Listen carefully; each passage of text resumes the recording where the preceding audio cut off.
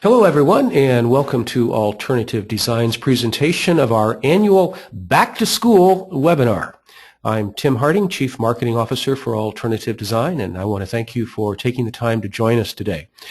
This is a webinar that we tune up and represent on an annual basis, usually around Labor Day, and we call it Back to School. I actually broadcast this a couple of weeks ago, but there were a couple of issues. Issue number one was technical difficulties. The sound cut out in about halfway through the webinar, and so everybody missed the end of the webinar. Second, the recording was corrupted, so we couldn't even post it back on the agent portal on the website so that people could listen to it later. So in essence, it never got completely broadcast. So I decided to redo it again based on popular demand. So this is basically a review course to get you ready to go back to school here in the fall months and sell a lot of MarketLink CDs. So the other issue we found, it's what a learning curve. Prior to Labor Day, when I put back to school as a title for the webinar, I didn't make it past a bunch of your spam filters.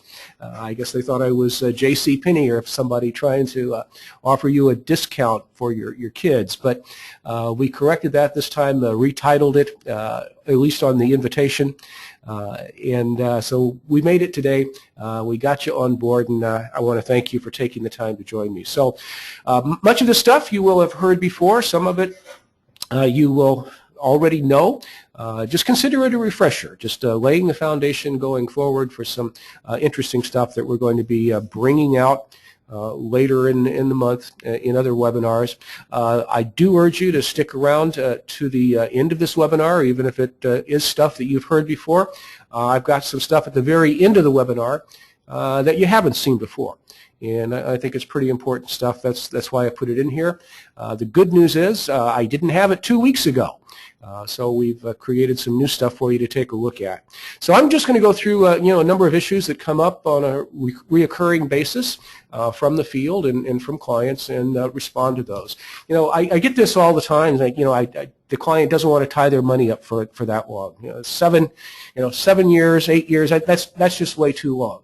Well, I find it kind of interesting, first off, because people don't have that much hesitation about putting their money into an annuity, which essentially is a lifetime commitment, but they seem to have a problem putting money into a product that is going to mature in 7 years or 8 years, and they'll get all of their principal back guaranteed.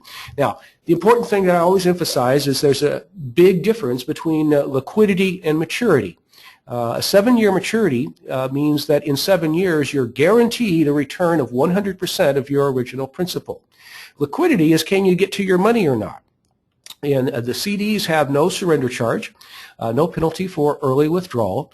They are, in fact, liquid, but they are liquid at whatever the current market value is, not at the original principal amount.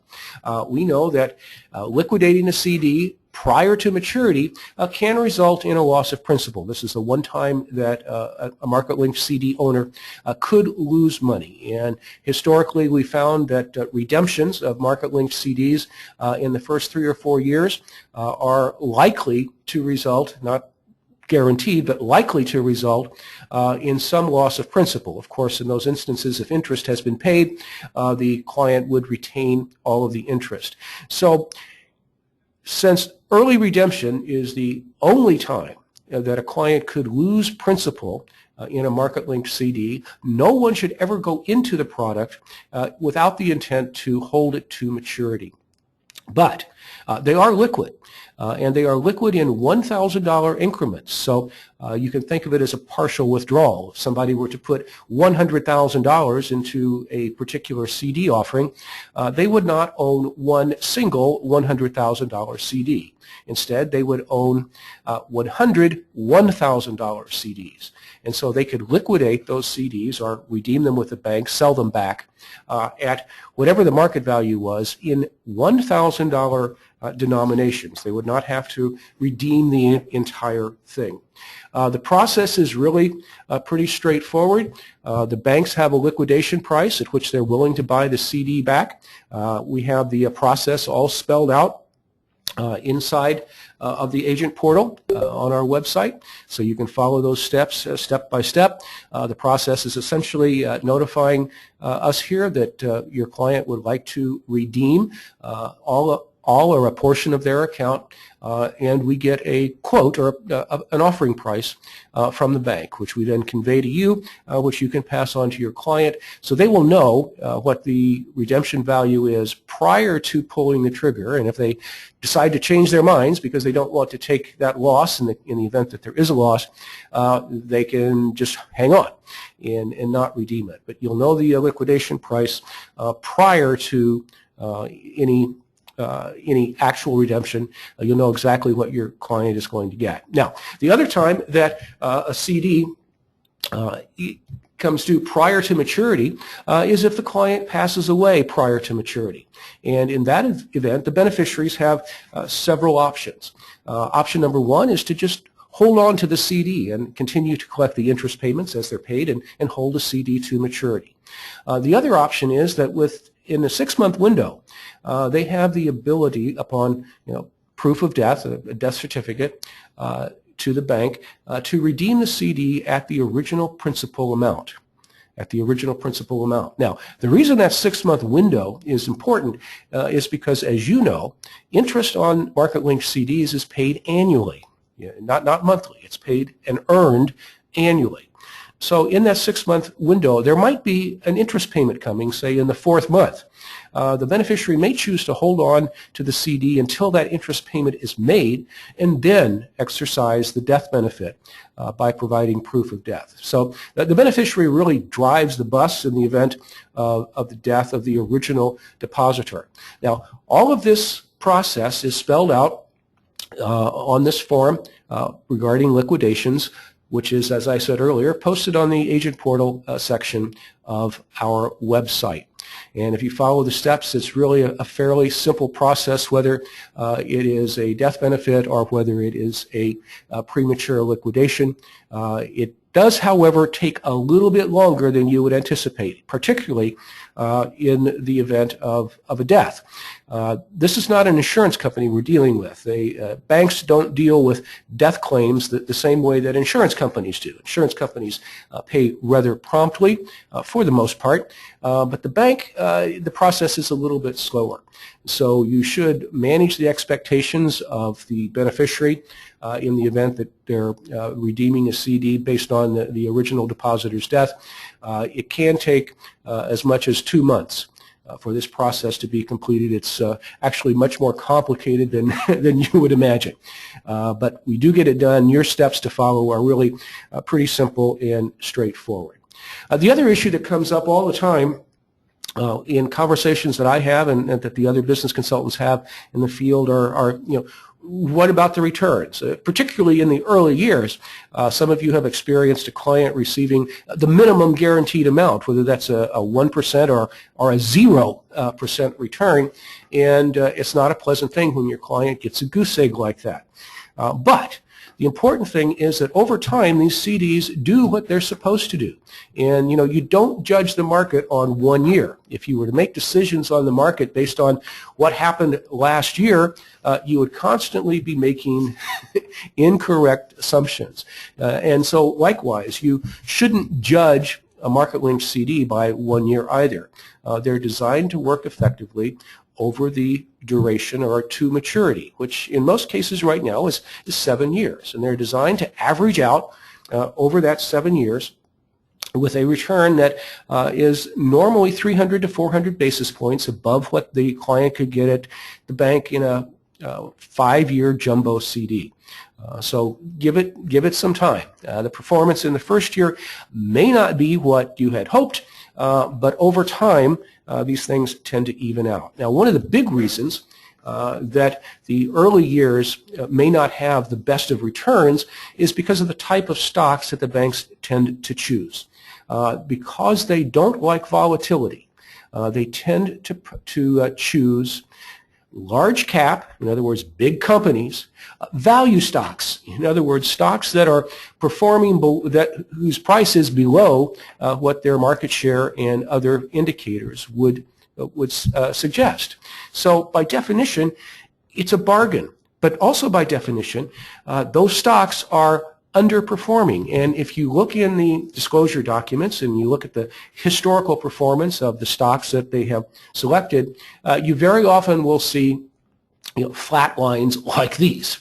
And the important thing to note is that these stocks are underperforming. That's why they're a value. That's why they're a bargain. That's why over the next 5 to 7 years, they're expected to go up because the value is there. The stock price performance isn't currently. And they're not going to turn around and suddenly spike up to their true value just because a bank chose them as a reference share for one of their market-linked CD offerings. So keep in mind that in the first years, the possibilities of getting the minimum interest are the greatest. In years 1 and 2, I mean, you've picked a bunch of stocks that are undervalued. It's like turning around a battleship. It's not going to happen on a dime. But over time, the probabilities of those values rising and the returns on the market-linked CD becoming better and better increases. So the potential for getting the maximum interest increases with time. Now, let's put all of this in context, though. What we're talking about here is a certificate of deposit. We're not talking about a mutual fund. We're talking about a CD. And market-linked CDs are not designed to compete with market instruments because they do not have full market risk. And without full market risk, you're not going to get full market return. So comparing a CD to what the S&P 500 did is like apples and oranges. One is a stock market. The other is a certificate of deposit. Market-linked CDs are designed to outperform traditional CDs, and they do that extremely well, but at the end of the day, they're still certificates of deposit. They're not designed to get you double-digit returns, and in the vast majority of cases, they're not going to get you double-digit returns, although I have seen the occasional exception. So manage expectations of your clients and prospects. These are CDs. They're not highly volatile, highly risky investments. They are certificates of deposit with FDIC insurance, minimum guarantees, and a guaranteed return of principal if held to maturity. We get this question on a regular basis: can a trust own a market-linked CD? And the answer is yes. Yes, a trust can own a CD. And in fact, there are some side benefits for a trust owning a CD, primary of which is that the FDIC insurance passes through to the beneficiaries. So instead of it being $250,000 per bank for a trust, it's $250,000 per bank per beneficiary. So if there are 4 beneficiaries, that's $1 million of FDIC insurance just based on the beneficiaries, plus another $500,000 if you've got 2 trustors, $250,000 each for them. So there can be some ancillary benefits to having a trust own the market-linked CD by extending the amount that can be insured by the FDIC. By the same token, can an association or a church purchase a market-linked CD? And the answer, once again, of course, is yes. We have homeowners association sales pass through here on a monthly basis, which is a unique market niche that you might want to consider talking to your business consultant about. But yes, an association or a church can purchase a market-linked CD, but unlike a trust, they do not enjoy the pass-through provisions of FDIC coverage, which means that an association or a church is limited to $250,000 per bank. And it's for this reason that we always carry multiple banks on our platform. So if the the purchase is greater than the $250,000 threshold for FDIC insurance, we can place those funds in more than one institution. People who just start with market-linked CDs, new agents, frequently ask me, could a prospect, walk right into the bank and buy one of these things and bypass them? The first answer is there's absolutely no advantage to the client in doing that, and I'll tell you why. But the technical answer is no. market-linked CDs cannot be purchased directly from the bank in amounts of less than $5 to $10 million. However, market-linked CDs are also sold through broker-dealers. And if the bank, as most of them do, has a broker-dealer that they have parked in their lobby, they could own the broker-dealer, in fact they normally do, but if they have a broker-dealer parked in the lobby and the teller knows what they're doing, the client would be referred over to the registered rep sitting at the desk in the lobby. And that registered rep could open a custodial brokerage account with that broker-dealer and acquire the market-linked CD on behalf of the client. But here's the rub. They charge for that custodial brokerage account. And even though Provident Trust charges a nominal fee, the charge for a custodial brokerage account can be substantially higher. As you know, Provident's fee is free the first year and then only $50 a year after that to come out of interest, not out of principal. So there is no advantage for the client going to the bank and getting referred over to the bank's broker-dealer, paying more to open a custodial trust account. They're not going to get a better deal at the bank. They're actually going to get a worse deal. And most importantly, they're not going to have you as their advisor. So technically, it looks like somebody could walk into a bank and buy one of these, but as a practical matter, that's not really what's happening. Now, that custodial brokerage account is the key to all of these transactions, because the other question I get all the time is, why is the check made out to Provident Trust and not to the bank? And the answer is the same as the reason you make the check out to the automobile dealership instead of to the factory. Provident Trust, of course, serves as custodian for the CD because these are sold in book entry form. There must be a custodian who has the capacity to hold evidence of the CD electronically for the benefit of the client. And our custodian is Provident Trust. And so what the client does is open a self-directed custodial trust account with Provident Trust and gives them directions as to what to do with the funds deposited there. In other words, direction of investment to purchase XYZ CDs on the appropriate date. So that's the reason that Provident Trust is in the equation. No different really than if the client were to go to a major wirehouse and purchase one through a broker-dealer. It would still be held in a custodial account, but it would be a custodial brokerage account with the broker-dealer. Everybody at first has some questions about, what happens to the money, prior to the settlement date. All the CDs are purchased at the same time. So if your client puts money in the first week of the month, the CDs aren't going to be purchased for them until probably the third week of the month, usually around the 24th or 25th of the month is when everything settles. So, we frequently get asked the question, where's the money prior to that?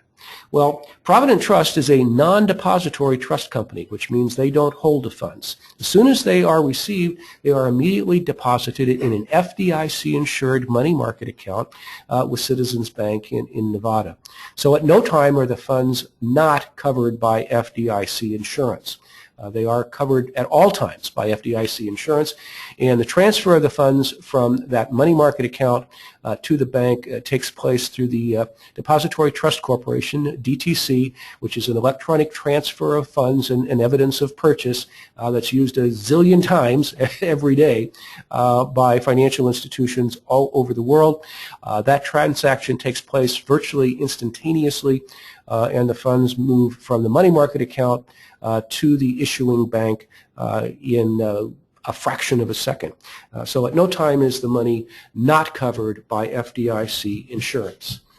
When interest is paid, what happens to it?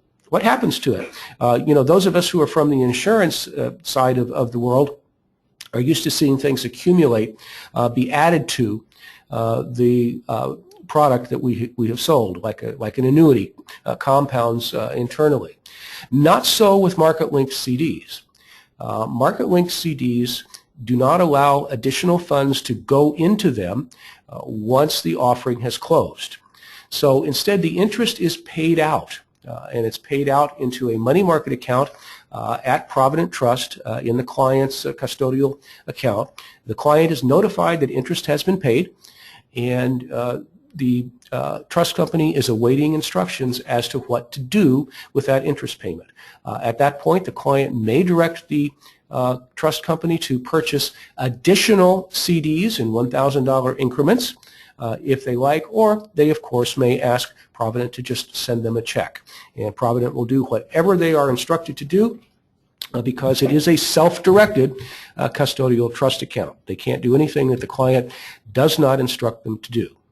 Now, one of the big features that I've talked about for years now on market-linked CDs is they give you the ability to diversify a portfolio and to utilize some very important asset allocation strategies. Now, not putting all your eggs in one basket has been a common wisdom since biblical times. You know, here's a quote from the Old Testament, Ecclesiastes, "But divide your investments among many places, for you do not know what risks lie ahead." So it's an old concept, but modern studies have shown that over 90% of a portfolio's total return is determined by the asset classes it contains.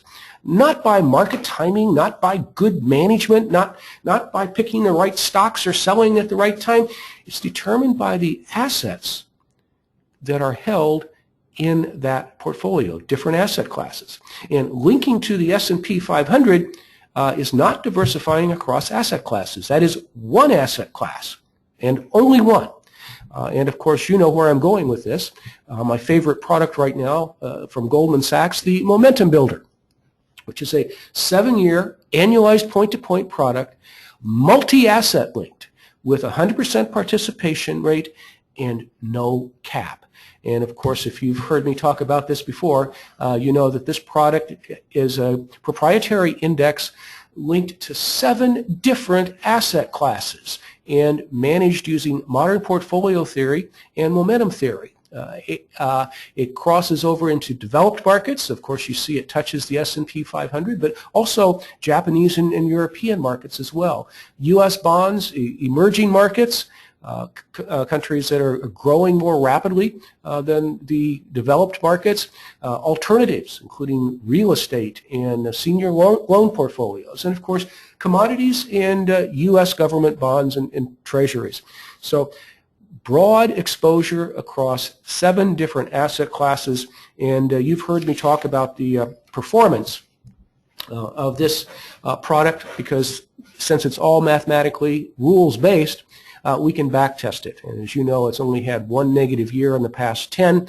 That was 2008. It was down, the index was down a minus 1.37%.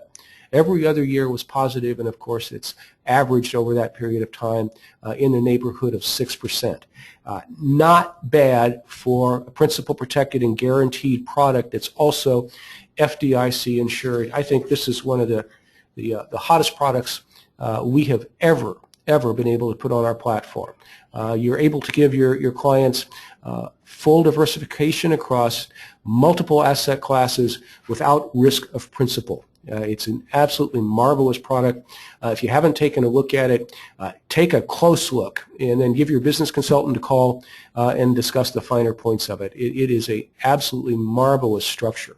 And if you're not utilizing it, I think you're really missing the boat. Now, there is another product that we introduced for the first time this month from JP Morgan Chase. It's a 7-year product with a 7% auto cap, a stock floor of only minus 5%. That means a stock cannot be counted more than minus 5%, even if it drops by 50 in the calculation of the interest. I mentioned with the product launch that this was a very, very important feature, and it shouldn't be underestimated. And what I want to share with you today is why it shouldn't be underestimated. Now, the one drawback to this particular product is it has no minimum guarantee. So there is the possibility that your client could get a 0 return. No possibility that they could lose principal, but a possibility that 0 interest might be paid in any given year. But let's take a look at the impact of that stock floor and take a look at probabilities. You know, we've had a number of products that had a minus 30 floor. That means, of course, that if a stock goes down, we're going to count that negative in the average, but not beyond minus 30%. You know, I used to call it Enron insurance. You know, if a stock dropped 50%, it could kill the total return on the CD all by itself. But this is like a stop loss, a safety net. And a lot of our products originally came out with a minus 30% floor. But you can see even that doesn't offer a tremendous amount of protection. If you have 2 stocks out of the 10 tank, you know, not just go down, but tank, you're looking at the minimum return, whatever that is, just 2. If 1 stock tanks and the other 9 are positive, of course they're credited with the 7% on the auto cap, that's going to give you a decent return, but at 2, you're looking at the minimum interest payment. So the minus 30 gives you some protection, but not a great deal. Now, we had a number of products come out with a minus 15% floor. So assuming a 7% auto cap, if 1 stock goes negative beyond the minus 15, not a problem. Still a pretty reasonable return. If 2 stocks go south beyond minus 15, still a reasonable return of 2.6%. If 3 stocks go south, well, now you're probably looking at the minimum return or something pretty darn close to it. So you need 7 out of the 10 stocks not to tank. Now, I keep saying tank because minus 15 is the worst the negative could be. I mean, it could be a minus 5, it could be a minus 1. That's going to change all the math. But assuming that the worst case, that 3 stocks tank, that's your breaking point. You really need, with a minus 15% floor and a 7% auto cap, you really need 7 or 8. You really need 8 of the 10 stocks to be in positive territory. If 2 others, tank completely. So that's a minus 15. A minus 10% floor. We've had that on a couple of products. A little bit better with a minus 10 floor. If you have 3 stocks crash through the threshold and hit that floor of minus 10%, you're still looking at an interest payment of close to 2%. So a little more insulation there. You only need 7 of the 10 stocks to be in positive territory for your client to get a reasonable return. But with 4 crashing, you're probably looking at whatever the minimum is, or at least a very nominal return.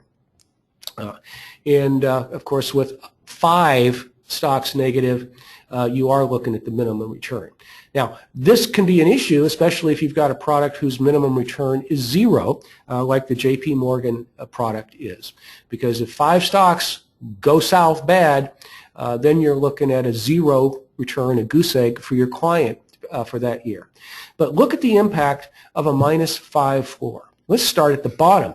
Let's say 5 stocks tank in this product. 5 of them exceed the negative threshold of minus 5%, but 5 of them are positive.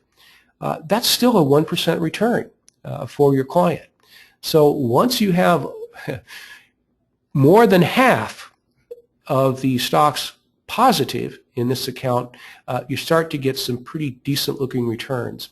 I can't overemphasize the impact of that minus 5 floor as compared to products that don't have a floor or have a floor that is in excess of the 5%. This is a really strong feature, and even though it has no minimum guarantee, when you only need 5 of the stocks to be equal to or greater than their original share price on the anniversary date to get a positive return, not a bad looking product, not a bad looking product. And you can see it progresses very well from there. This is a good looking product in terms of the potential for returns, especially over this 7-year duration to maturity. Once again, a quick reminder that cutoff dates are all over the place this month, Tuesday, Wednesday, Thursday, September 23rd, 24th, and 25th, getting closer and closer. So if you're working on cases right now, please make sure you touch base with your business consultant and stay ahead of the curve. We want to make sure everything gets in properly, in time to be taken care of in the month of September so that we can pay you promptly. So make note of those cutoff dates, and in particular, take a look at the product grid and note which products fall on which dates so that you don't get caught with an unpleasant surprise. With that, I'll be happy to go ahead and take any questions that you have at this point on any of the products or any of the other issues. Looks like we have several in the chat box already. If you do have questions, please go ahead and type them into the chat box on your control panel right now, and I will respond to as many of them as we can get to. Lynn, no, I didn't see the email that you refer to in your question, but I'll be happy to give you a call offline and talk about your issue there. Let's see. Gil asks, why 6 months and not 4 or 8?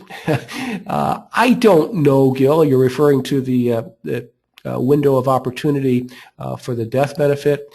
It may be arbitrary, as far as I know, but the bank set that, and I have no clue as to what their rationale is. Lynn asks, are small local banks a good candidate to prospect to offer market-linked CDs to their depositors? If so, how would someone structure the offer to the bank owners, or president or CEO? Good question, Lynn. There are few circumstances where that might be attractive to the local bank on the corner. Once again, we'll be chatting, so I will discuss that with you. For the most part, banks would not encourage a depositor to take money from the bank and put it with another bank, and that would hurt their bottom line most of the time. There are some rare exceptions to this, some rare exceptions. Gil asks, in regards to the Goldman Sachs product, I said that 2008 was a minus 1.37. He points out that on another forum, it was 1.54, minus 1.54. Gil, I had the same question, and when I directed it to the banks, they screamed typo.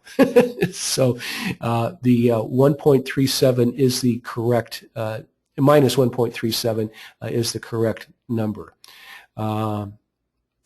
Lynn asks, can the other stocks earn less than 7 in the auto cap? The answer, Lynn, is no. If they're equal to or greater than their initial share price, they're going to be counted at 7%, even if they're not up. As long as they're not negative, they're going to be credited with the full cap under the auto cap methodology.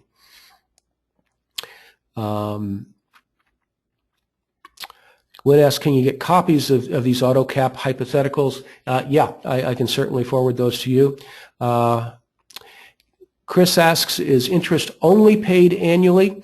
In general, Chris, that is correct. I've seen other structures, but the vast majority of them pay annually.